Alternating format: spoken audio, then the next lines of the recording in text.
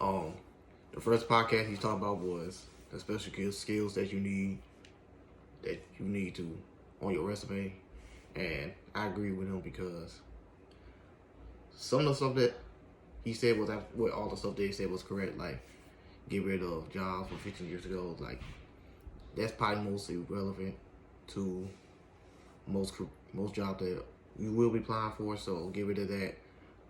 Another thing that he said was very important was don't add personal information because there are people who will like blackmail you, or there are people out there who will use that information to get you fired or something, or that stuff is irrelevant. So get rid of that.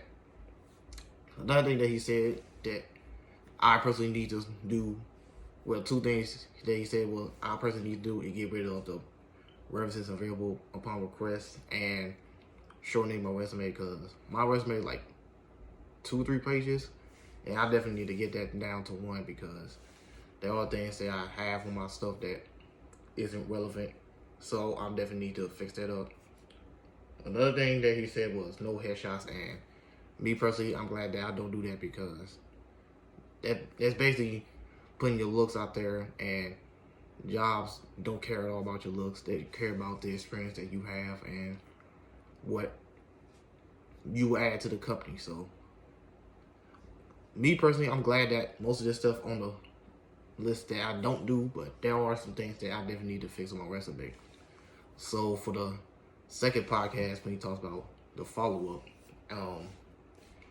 you definitely need to follow up after the interview because you definitely need to put your name out there, and that will show that you have interest at that job. And that's something that a lot of companies are definitely looking for, is someone who is enthusiastic about applying for the job.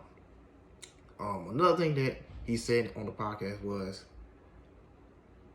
make a call on the phone, and I think that's very important because that communication is very, very important. And he's absolutely right about the email because the email doesn't add any dialogue to the situation, and it's not authentic. I can't say that word right, but you know what I'm trying to say. It's not real, that communication, and you definitely need to follow up with a phone call because that adds the extra communication to the job that you're applying for. And I have some notes right here. That's why I keep looking over there. And following up is definitely important because it keeps your name on the top of the list. So that's definitely something you definitely need to do.